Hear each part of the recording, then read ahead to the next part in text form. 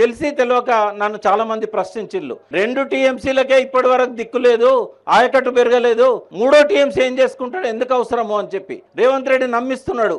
3వ టీఎంసీ పేరు మీద 30,000 కోట్లు కొల్లగొట్టడానికే 3వ టీఎంసీ పెట్టిందని. కానీ జాగ్రత్తగా వినండి, నరేంద్ర మోడీ గారు కావేరీకి గోదావరి నీళ్ళు ఇవ్వడానికి, పెన్నా లింక్ కలపడానికి 5-6 మీటింగులు పెట్టాడు. ఒకసారి కనుక అది ఓకే అయిపోతే, విద్యాసాగరరావు గారు ఉన్నప్పటి నుంచి కూడా ఒక్కటే మాట చెప్పేవారు ఆయనే, మనకు రైపేరియన్ రైట్స్ అనే ఒక కాన్సెప్ట్ ఉంది.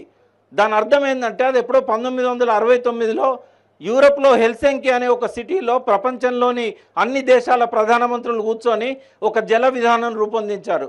అందులో ఏం చెప్పారంటే మొట్టమొదలు ఎవరైతే నీళ్ళను వాడుకుంటారో వాళ్ళకు మొదటి రైట్ ఉంటుందని చెప్పారు. అందుకే బచావ్ ట్రిబ్యునల్ దగ్గర తెలంగాణకు నీళ్ళు ఎందుకు రాలేదు, ఇప్పుడు మనం ఎంత మొత్తుకున్నా కూడా కేఆర్ఎంబి గదే 299 టీఎంసీలే తీసుకోవాలి, 512 ఆంధ్రకి ఇవ్వాలని ఎందుకు అంటున్నది అని అంటే ఆ రైపేరియన్ రైట్స్.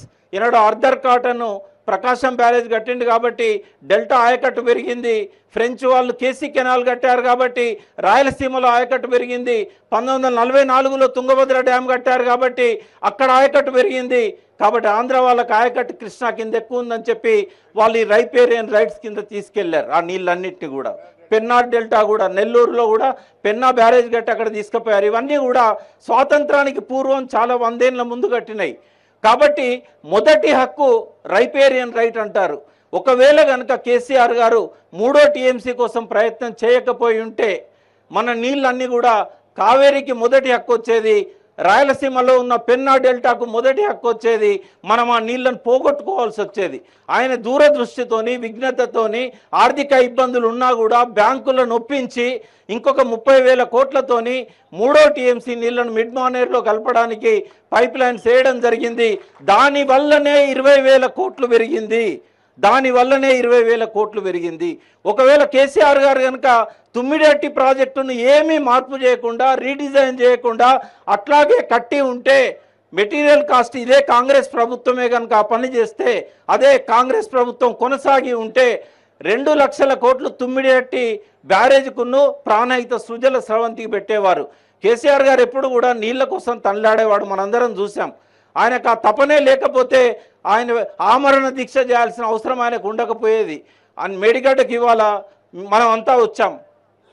పత్రికేయ మిత్రులు మీరు అడుగుతారు, ఏం చూశారు మీరు మేడిగడ్డలో, పత్రికల్లో ఏం రాయాలి? మేడిగడ్డలో బీఆర్ఎస్ నాయకులంతా వచ్చి, ఇంజనీర్లంతా వచ్చి ఏం చూశారు? ఒక్కటే మేము చూసాం, ఈ ప్రభుత్వం వచ్చిన 80 రోజులు దాటినా కూడా మేడిగడ్డ బ్యారేజ్ దగ్గర అక్టోబర్ 21 నాడు ఏదైతే ఉందో ఇవాల్టికి కూడా అదే ఉంది. మీరు కూడా చూశారు విలేకరులంతా, పియర్స్ దగ్గర తట్టేడు మన్ను తీయలేదు. పియర్స్ కింద కదా డ్యామేజ్ అయింది. అంటే దాని అర్థమైంది, ఇప్పటి వరకు ఒక్క ఎక్స్పర్ట్ కూడా నదిలో దిగలేదు, కారణాలు తెలుసుకోలేదు, దాన్ని రిపేర్ చేయాలనే ఉద్దేశమే లేదు ముఖ్యమంత్రికి అని చెప్పడానికి ఇవాళ మేడిగడ్డ సాక్ష్యంగా నిలుస్తున్నది. మేము ఇక్కడ వచ్చినాక మాకు పూర్తిగా అర్థమైంది, ఈ రేవంత్ రెడ్డి అనే ముఖ్యమంత్రి ఎన్నడూ నీళ్ల కోసం తనలాడినోడు కాదు, ప్రజల కోసం ఆలోచించినోడు కాదు, అమరవీరులకు పిడికెడు పూలు తల్లి నివాళులు అర్పించినోడు కాదు, జై తెలంగాణ అన్నోడు కాదు, జై తెలంగాణ అన్న వాళ్ళ మీద రైఫిల్ ఎక్కువ పెట్టినవాడు.